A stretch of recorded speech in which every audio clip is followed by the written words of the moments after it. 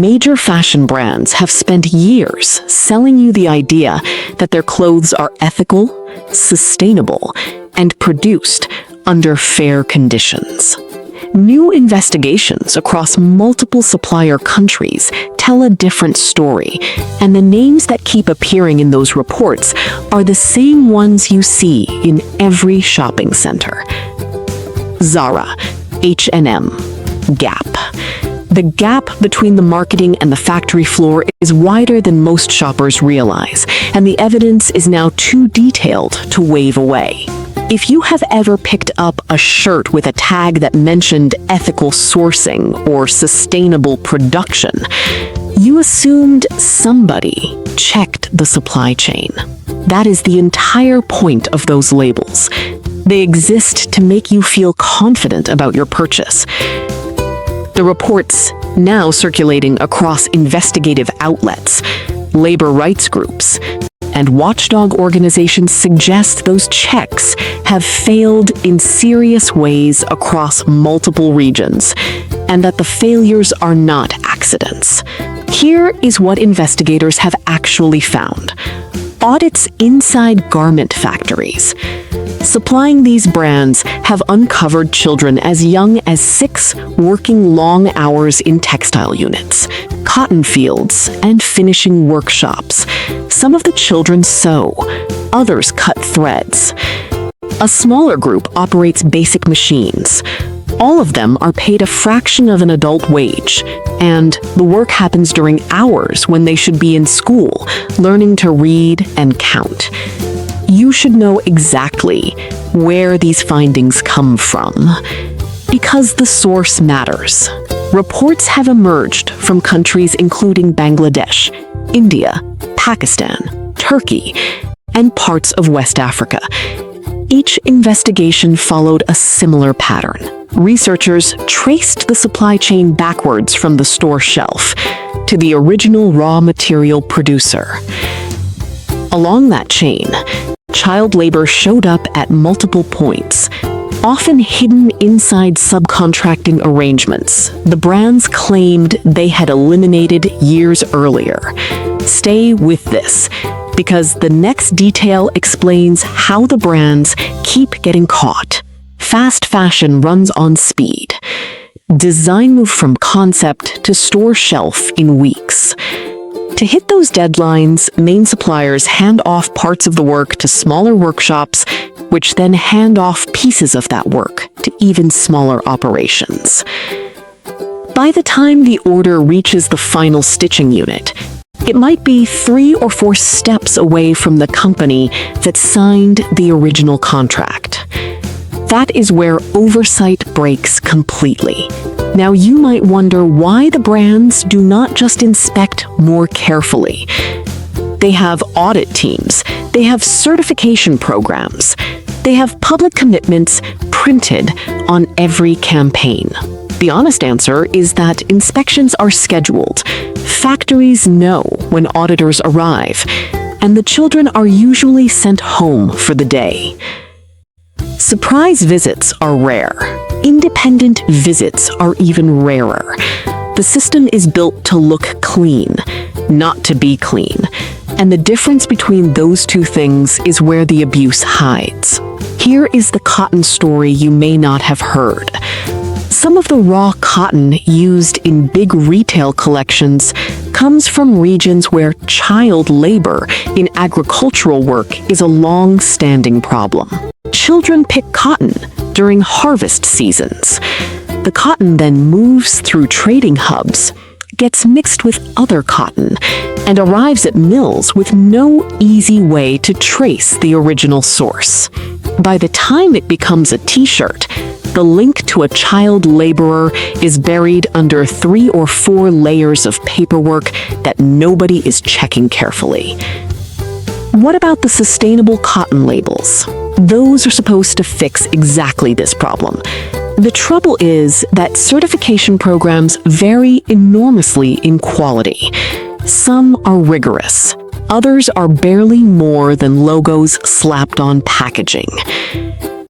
Investigators have shown that certified cotton sometimes mixes with uncertified cotton during processing, which means a shirt sold as sustainable might contain fibers from a supply chain nobody actually checked. The label gives you peace of mind. The reality gives the child laborer nothing. You should also pay attention to what happens to the children who get caught up in this work. Many come from families desperate for income. Some are pulled out of school by parents who see no other option.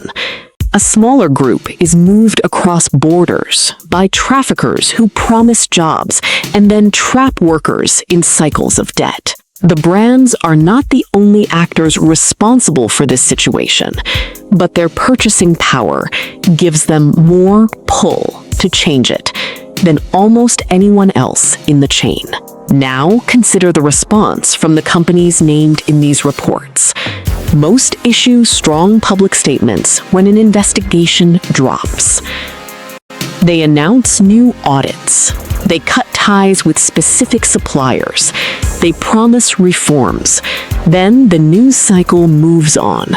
And a year later, a fresh investigation finds the same problems in slightly different locations. The pattern repeats because the underlying system that creates the problem has not changed. Only the names of the factories at the center of the scandal. Here is the question every shopper should sit with. If a brand has been caught using child labor multiple times across multiple decades, how much trust does the next ethical claim deserve? The marketing keeps improving. The vocabulary keeps expanding. New labels appear every season. Meanwhile, investigators keep finding children in workshops sewing the same products you see on the racks at your local mall. Stay with this last part because there are choices you can actually make.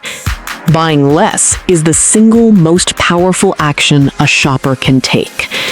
Slower purchasing reduces the speed pressure that drives subcontracting.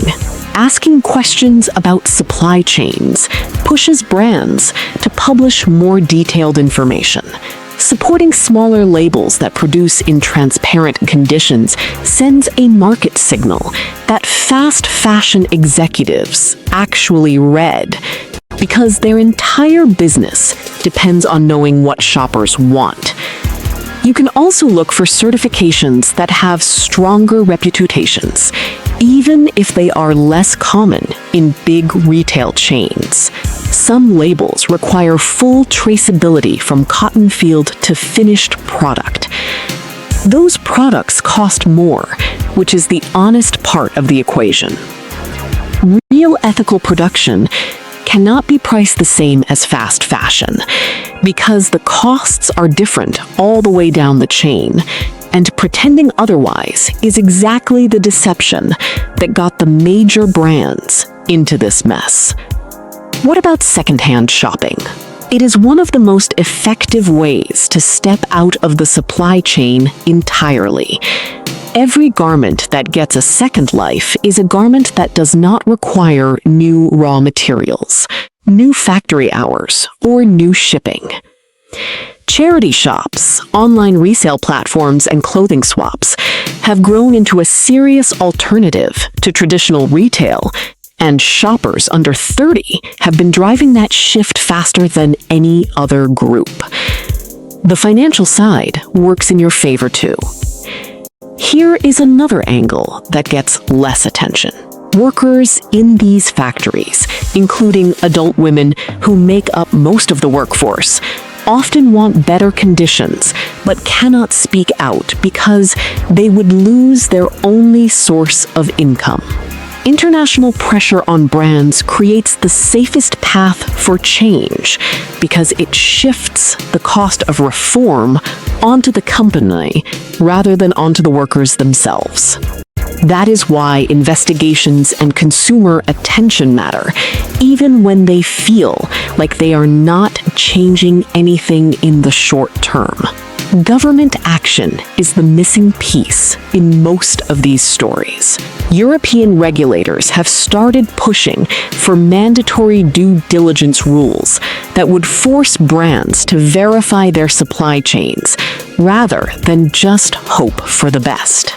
The United States has begun blocking imports tied to known forced labor.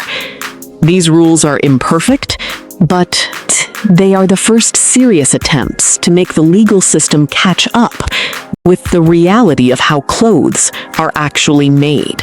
The biggest takeaway from all of this is that the labels you trust may not be doing the work you assume. Fashion will not change because a single shopper makes a single different choice. It will change because millions of shoppers slowly stop accepting the gap between the marketing and the truth. The next investigation is already being written somewhere, and the names in the headline will not surprise anyone who has been paying attention.